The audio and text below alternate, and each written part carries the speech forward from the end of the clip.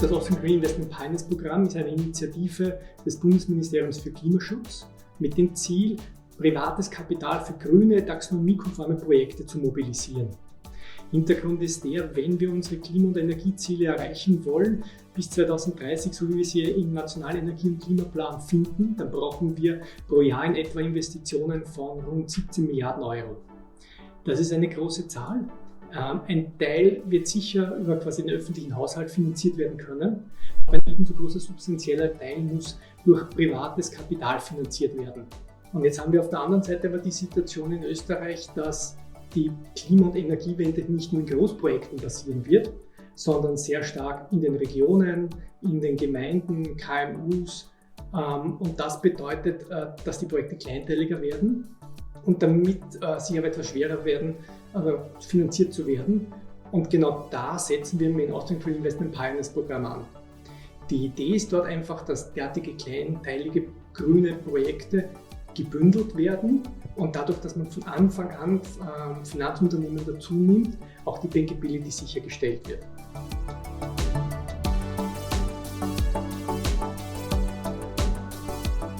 Ich glaube, dass das sehr gut zusammenpassen würde, und zwar aus zwei Gründen. Das eine ist quasi, was die Intention des Pioneers-Programms betrifft, das Thema der umfassenden Gebäudesanierung über Einsparcontracting ist quasi etwas, wo wirklich der Bedarf da ist. Ein anderer Aspekt, warum das aus meiner Sicht gerade sehr gut passt mit der Intention, die dahinter steht, ist, dass wir wirklich die Lebensqualität der Menschen verbessern.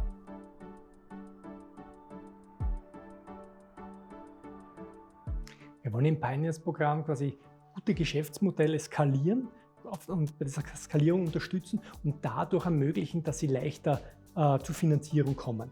Was wir dazu beitragen können, ist einerseits eine finanzielle Unterstützung bei der Gründung einer Projektgesellschaft, um dort einfach ein bisschen so diese erste Hürde zu nehmen. Dann können wir Expertise zur Verfügung stellen, wenn es um Green Finance Aspekte geht, insbesondere die EU-Taxonomie. Wenn jetzt so eine Projektgesellschaft gegründet wird, dann gibt es quasi eine Begleitung durch das Bundesministerium für Klimaschutz, Klimaaktiv, das Umweltbundesamt über mehrere Jahre, gemeinsame Pressearbeit, was den Vorteil hat, einerseits von Sichtbarkeit nach außen, was auch beim Aufbau der Projektpipeline hilft und gleichzeitig aber auch den Aufbau von Glaubwürdigkeit durch die Zusammenarbeit mit diesen Partnern. Die Projektgesellschaft kann das Klimaaktiv-Logo führen, was eine sehr starke und etablierte Marke ist. Und es steht auch das Netzwerk quasi der Partnerorganisationen zur Verfügung. Und all das zusammen, glaube ich, ist eine gute Grundlage, um dort wirklich die Skalierung durchführen zu können.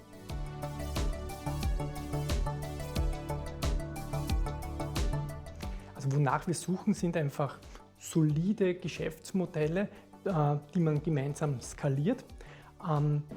Da geht es darum einerseits, dass die Projekte in einem der 4 Zielsektoren sind. Das bedeutet eben erneuerbare Energie, klimafreundliche Mobilität, grüne Industrieprozesse oder eben Gebäudesanierung, Heizen und Kühlen.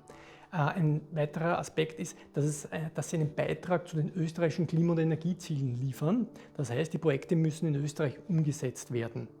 Und ein weiterer Aspekt ist, dass sie taxonomiekonform sind, was immer mehr an Bedeutung gewinnt.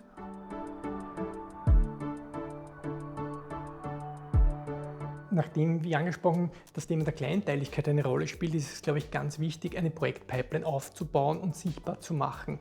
Das heißt, wenn ich Finanzierung suche, muss ich einfach vermitteln können, dass das nicht 1 oder 2 Geschäfte sind, sondern dass da wirklich ein großer Markt, eine Pipeline, auf die ich auch zugreifen kann, dahinter steht. Das ist das eine, was, glaube ich, vielleicht ein bisschen herausfordernd ist. Der nächste Aspekt ist im operativen Geschäft. Ich muss einfach die Kapazitäten haben, das überhaupt umsetzen zu können. Das heißt, das Personal entweder haben oder in der Lage sein, das Personal dafür aufstellen zu können, um diese Projektpipeline abarbeiten zu können. Und eine andere Hürde, die wir aus den Gesprächen immer wieder mitnehmen, ist eine gewisse Reserviertheit von Banken gegenüber dem Thema von Energieeffizienzmaßnahmen, wo wir halt versuchen, eben genau mit dem Thema Austrian Green Investment Pioneers Programm, Haftungsrahmen, Contracting und dergleichen hier einfach ein bisschen Bewegung und Dynamik reinzukriegen.